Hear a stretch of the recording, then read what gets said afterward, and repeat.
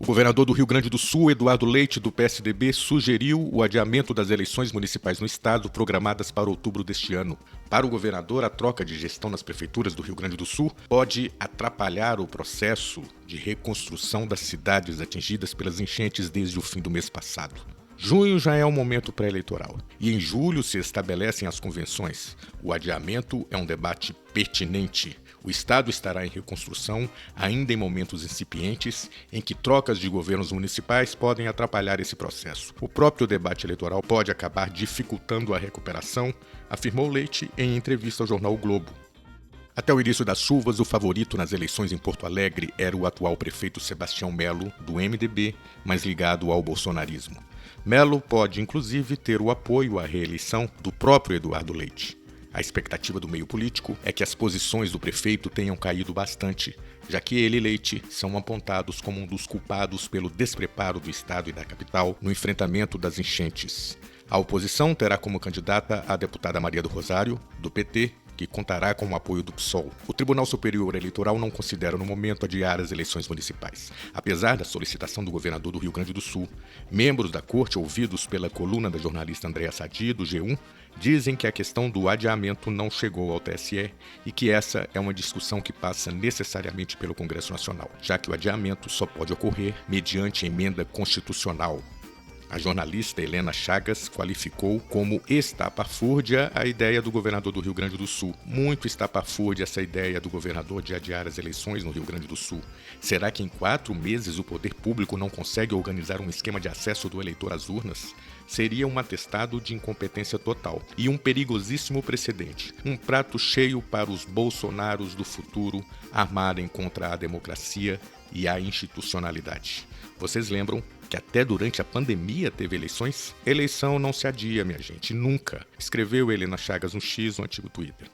Em entrevista à Folha, Eduardo Leite deu demonstrações de preocupação excessiva com a briga de poder atualmente no Rio Grande do Sul. Ele disse que cabe à sua administração liderar o processo de reconstrução do Estado gaúcho. Leite ainda chamou o ministro Paulo Pimenta, nomeado chefe da Secretaria Extraordinária de Apoio à Reconstrução do Rio Grande do Sul, de preposto de Lula.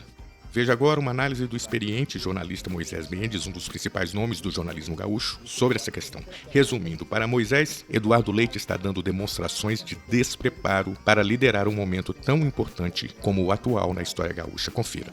Isso aí vai ter que ser também uma prioridade de governo estadual, de governo federal, de todas as forças que estão envolvidas nisso tudo, no meio dessa briga de poder do Eduardo Leite tentando rejeitar a participação do governo federal na reconstrução do Rio Grande do Sul. Uma coisa que não deveria ser questionada, né, Camila? Não pode questionar se o ministro Paulo Pimenta tem condições de participar, de ser o articulador do esforço como agente do governo federal aqui, agente do governo federal. Ele é o cara do Lula aqui no Rio Grande do Sul. O cara que tem autoridade, tem reputação, tem história para fazer o que ele está fazendo. Então, vamos respeitar a decisão do Lula de ter aqui no Rio Grande do Sul uma pessoa de confiança dele tratando da reconstrução do Estado. E vamos admitir, Camila, está mostrando esse meu artigo aí, eu quero que leiam, vamos admitir que o Eduardo Leite é um cara fraco para conduzir essa reconstrução e que ele vai ter que pedir ajuda de mais pessoas da sociedade civil, como se chama, né? Sociedade civil parece uma coisa vaga, né? Mas é todas as forças, não só econômicas, sociais, comunitárias, que possam contribuir para a reconstrução do Estado. Ele, como liderança, é uma liderança fraca, né? Isso já se sabe.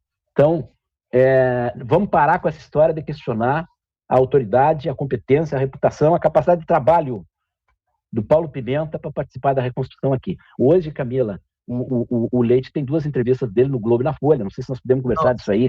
Podemos, devemos. Eu estava, inclusive, aqui lendo toda a entrevista que ele concedeu para a Folha. Parece aquele menino mimado, né, de que não quer que os outros apareçam, está brigando, né? Não fala literalmente a briga, mas ele briga com relação a querer esse protagonismo de de reerguer o Estado do Rio Grande do Sul. No entanto, ele negligenciou, né? Na própria entrevista, ele fala que teve informações, né, dos estudos climáticos, mas que deu prioridade para outras frentes, que foi a fiscal nesse caso, né?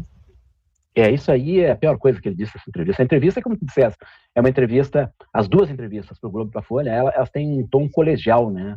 Sim. Não é da maior autoridade do Estado, não é. E ele comete essa gafe de admitir que está preocupado com questões fiscais e não com outras prioridades, entre as quais as relacionadas com questão ambiental. Uma coisa que ele diz aí que é interessante, que eu acho que a gente tem que destacar, é que ele dá a entender, Camila, que quem está criticando as ações dele não é só as ideias, não são só as ideias, são as ações dele, ações destrutivas de da legislação ambiental. Ele dá a entender que essa crítica aponta com ele como um culpado pela chuvarada. Ninguém está dizendo isso, Exato. Né? Isso é uma coisa que é legal. O que está se dizendo é que ele é parte de toda a estrutura de ações destrutivas, não são negacionistas, vamos repetir de novo, Camila, né? Para ficar claro, ações destrutivas que ignoram todos os alertas em relação às questões ambientais. Não é questões ambientais só, questões sociais, questões de solo, questões de convivência, de tudo isso aí. Então, ele nessas entrevistas, ele fala essa bobagem que ele estava dando prioridade para a questão fiscal, né? Ele diz que o governo vive de outras agendas também, claro que vive, né? Mas essa questão era prioritária. Chama o Paulo Pimenta de preposto do governo federal de uma forma depreciativa. Depois lá ele entra nessa conversa do adiamento das eleições, que é uma coisa que é claro que pode ser considerada, mas não da forma como ele coloca. E aí, para mim, ele comete o maior erro da entrevista, que eu acho que ele trata com deboche, inclusive, essa questão, que é o desprezo dele pela inteligência do Rio Grande do Sul, não só nessa questão ambiental, em todas as questões de solo, de água, de árvore, de rio, de tudo que tem relação com o que aconteceu aqui. Ele despreza os professores, os pesquisadores, os estudiosos, as pessoas que se envolvem de alguma forma em questão ambiental, que tem relação direta com questão social. Ele trata com o maior desprezo nas duas entrevistas essa estrutura que tem aqui, da inteligência que tem aqui no Rio Grande do Sul e que é decisiva para essa reconstrução.